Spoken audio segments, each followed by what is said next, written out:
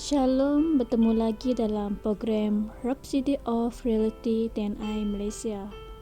Hari ini kita akan mendengar firman Tuhan yang telah dikongsikan oleh Pastor Chris yang bertajuk Teruja dengan Kepulangannya. Maka berjaga-jagalah senantiasa sambil berdoa, supaya kamu peroleh kekuatan untuk melepaskan diri daripada segala sesuatu yang akan terjadi itu, dan supaya kamu tahan berdiri di hadapan Anak Manusia. Lukas 21 ayat 36. Yesus Kristus akan datang semula. 1 Tesalonika 4 ayat 16 hingga 17 memberikan kita satu gambaran yang jelas tentang kedatangannya yang luar biasa itu. Ia berkata, kerana Tuhan sendiri akan turun dari syurga dengan satu sorakan, dengan suara penghulu malaikat, dan dengan bunyi trompet Allah, dan mereka yang mati di dalam Kristus akan bangkit dahulu. Kemudian kita yang masih hidup, yang masih tinggal, akan diangkat bersama-sama dengan mereka dalam awan-awan untuk berjumpa dengan Tuhan di angkasa, dan demikianlah kita akan selama-lamanya bersama dengan Tuhan. Saya berasa amat teruja untuk memikirkan bahawa suatu hari nanti Tuhan akan muncul dengan satu sorakan. Bukan orang lain yang akan berseru untuk dia, tetapi Tuhan sendiri yang akan berseru. Sesetengah orang menganggap kita terlalu melebih-lebih tentang kedatangannya semula, namun itu kerana mereka tidak tahu siapa itu Yesus. Dialah Raja alam semesta. Seluruh bumi adalah miliknya, termasuk kerajaan dan semua galaksi. Dia memerintah dunia ini. Semasa dia berada di bumi, dia sering bergerak dengan sekumpulan murid-muridnya. Apa yang akan terjadi semasa dia memasuki kota Jerusalem? Alkitab berkata, gempalah seluruh kota itu, dan orang berkata, siapakah orang ini? Matius 21 ayat 10. Orang ramai keluar dari rata-rata tempat dan berbaris di jalanan.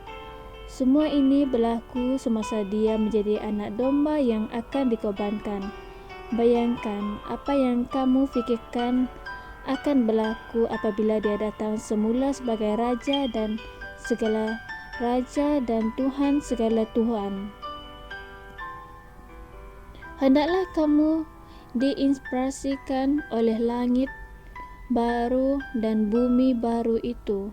Wahyu 22 ayat 5 berkata, dan malam tidak akan ada lagi di sana, dan mereka tidak memerlukan cahaya lampu dan cahaya matahari, sebab Tuhan Allah akan menerangi mereka, dan mereka akan memerintah sebagai raja sampai selama-lamanya.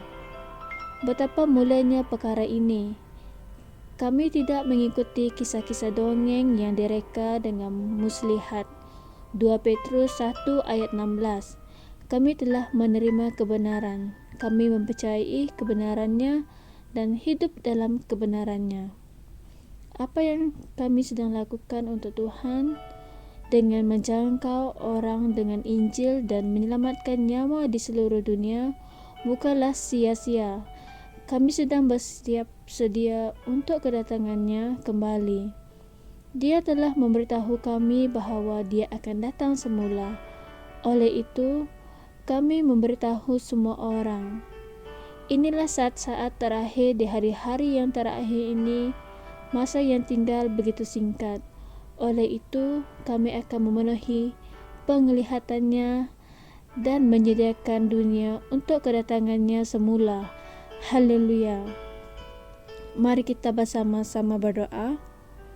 Ya Tuhan, aku diinspirasikan oleh kepulangan-Mu yang tidak lama lagi. Oleh itu, dengan pantas, bersemangat dan penuh gesaan, aku memberitakan Injil kepada orang di duniaku. Aku berdoa sekarang untuk orang yang belum mengenali Engkau agar hati mereka terbuka kepada Injil dengan iman dibangkitkan di dalam mereka untuk keselamatan mereka. Dalam nama Yesus, amin. Sebagai renungan tambahan, kita boleh membuka Injil Kisah Para Rasul 4 ayat 12 dan Ibrani 9 ayat 28. Sekian saja perkongsian pada hari ini. Tuhan memberkati. Kami percaya saudara-saudari semua telah diberkati dengan perkongsian firman dari Rhapsody Reality. Bagi sesiapa yang ingin menjadikan Yesus Kristus sebagai Tuhan dalam kehidupanmu, kamu boleh mengucapkan doa ini bersama dengan saya. Ya Tuhan Allah, aku mempercayai Yesus Kristus, Anak Allah yang hidup dengan sepenuh hatiku. Aku percaya Dia telah mati untukku dan Allah telah membangkitkan Dia dari kematian. Aku percaya Dia hidup hari ini. Aku mengaku dengan mulutku bahwa Yesus Kristus adalah Tuhan dalam hidupku mulai dari hari ini. Melalui Dia dan di dalam nama-Nya, aku mempunyai kehidupan yang kekal.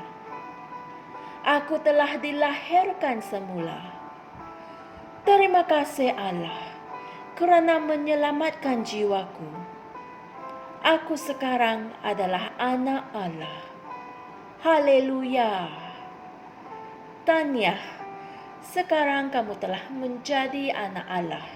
Untuk apa-apa sebarang pertanyaan atau untuk mendapatkan lebih banyak maklumat mengenai bagaimana untuk bertumbuh sebagai seorang Kristian, anda semua boleh hantar mesej di akaun Facebook kami atau email kami di tni.msia@gmail.com.